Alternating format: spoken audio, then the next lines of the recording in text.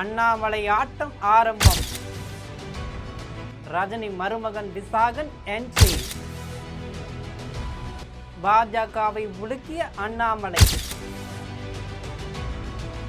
தமிழகத்தில் கோடை வெயில் நாளுக்கு நாள் சுட்டரிக்கிற மாதிரி தமிழக அரசியல் களம் நாளுக்கு நாள் எதிர்பாராத திருப்பங்களால் நம்ப முடியாத தகவல்கள் திடுக்குன்னு வெளியாகி அரசியலில் ஒரு சூட்டை கிளப்பிட்டு போயிருதுன்னு தான் சொல்லணும்.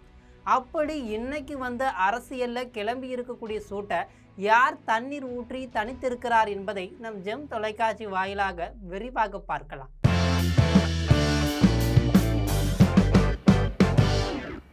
முன்னாள் IPS அதிகாரியும் பாரதிய ஜனதா கட்சியின் முன்னாள் மாநில தலைவருமான அண்ணாமலை தாமர பாஜகவில் ஏற்பட்ட கருத்து வேறுபாடு மோதலால் அங்கிருந்து விலகி தொடங்கியுள்ள ஒரு புதிய அரசியல் இயக்கம் வீதி லீடர்ஸ். அங்கு குண்டு போட்டால் இங்கு வெடிக்கும் என்பார்களே, அதுபோல பாஜக தலைமையகம் அண்ணாமலை தலை மீது போட்ட குண்டால் உருவான இந்த இயக்கம் குறுகிய காலத்திலேயே மக்கள் மத்தியில் மளமளவென பெரும் வரவேற்பு பெற்றுள்ளது. இந்நிலையில் கூலிப்பட சூப்பர் ஸ்டார் ரஜினிகாந்தின் மருமகனும் பிரபல தொழிலதிபருமான விசாகன் வணங்காமுடி இந்த இயக்கத்தில் இணைய போவதாக நம்பத்தகுந்த வட்டாரங்கள் சிலர் சொல்ல, பாஜக அரசியலாளர்கள் வயிற்றில் நிறைய புளியை கரைத்திருக்கிறது என்றே சொல்லலாம். இந்த செய்தி தமிழக அரசியல் அரங்கில் பெரும் பரபரப்பையும் எதிர்பார்ப்பையும் ஏற்படுத்தி வருகிறது.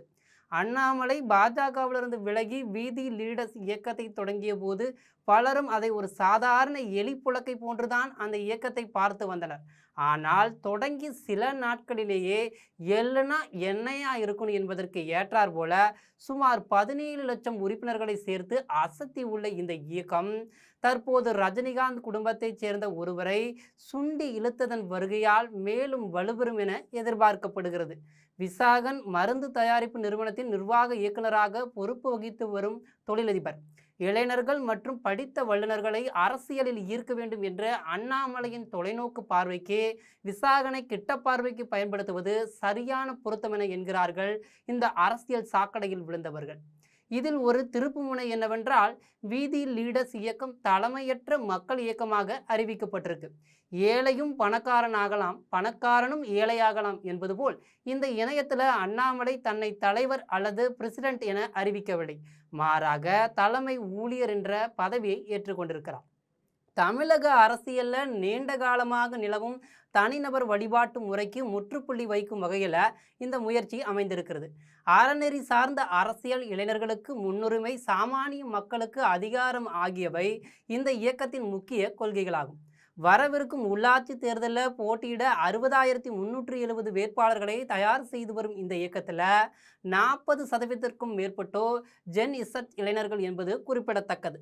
முதலமைச்சர் விஜய் போன்று அண்ணாமலையும் சமூக ஊடகங்கள் மூலம் குறைந்த செலவில் பிரச்சாரம் செய்யும் முறையை பின்பற்றி வருகிறார். பணம், வாரிசு, அரசியல், கவர்ச்சி ஆகியவற்றுக்கு அப்பாற்பட்ட புதிய அரசியல் கலாச்சாரத்தை உருவாக்கும் முயற்சியாக இது பார்க்கப்படுகிறது. இங்குதான் திமுக, தவேக, அதிமுக கட்சி மறைமுகமாக தாக்கப்படுகிறது. விசாகன் போன்ற கார்ப்பரேட் பின்னணி கொண்ட படித்த வசதி படைத்த நபர்கள் அரசியலில் சாதாரண உறுப்பினராக இணைய முன்வருவது தமிழக அரசியலின் முதிர்ச்சியை பிரதிபலிக்கிறது. அவரது வருகை இயக்கத்திற்கு கூடுதல் நம்பகத்தன்மையும் தமிழகம் முழுவதும் புதிய பாய்ச்சலையும் தரும் என்பதில் துளியும் சந்தேகமில்லை. திராவிட கட்சிகளுக்கு மாற்றாக புதிய சிந்தனைகளும் புதிய முகங்களும் உருவாகி வரும் தமிழக அரசியல் சூழல்ல அண்ணாமலையின் இயக்கம் அடிமட்ட உள்ளாட்சி அமைப்புகளில் இருந்து புரட்சியை ஏற்படுத்த தயாராகி வருகிறது. ஜனநாயகத்தை வலுப்படுத்தும் இந்த முயற்சி இந்திய அளவில் கவனம் பெறுமா என்பதுதான் தற்போது கேள்விக்குறியாகி உள்ளது. ரஜினிகாந்தின் மருமகன் விசாகனின் இணைப்பு அதிகாரப்பூர்வமாக அறிவிக்கப்பட்டால் வீதி லீடர்ஸ் இயக்கம் தமிழக அரசியலில் ஒரு எரிமலை தீப்பிழம்பை கக்கியது போல் முக்கிய சக்தியாக உருவெடுக்கும் வாய்ப்பு உள்ளது. மாற்றத்தை விரும்பும் புதிய தலைமுறையினருக்கு இது பெரும் நம்பிக்கையை அளிக்கும்.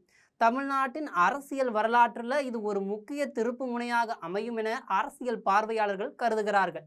ஆக பொறுத்திருந்து பார்க்கலாம். அண்ணாமலையோடு அருணாச்சல பட நடிகர் ரஜினி மருமகன் விசாகனோடு கைகோர்ப்பாரா என்று கனவு காணுகின்றோம், நினைவாகிறதா என்பதை பின்னாளில் பார்க்கலாம். நீங்கள் என்ன கருதுகிறீர்கள் என்பதை கமெண்ட்ல சொல்லிட்டு போங்க.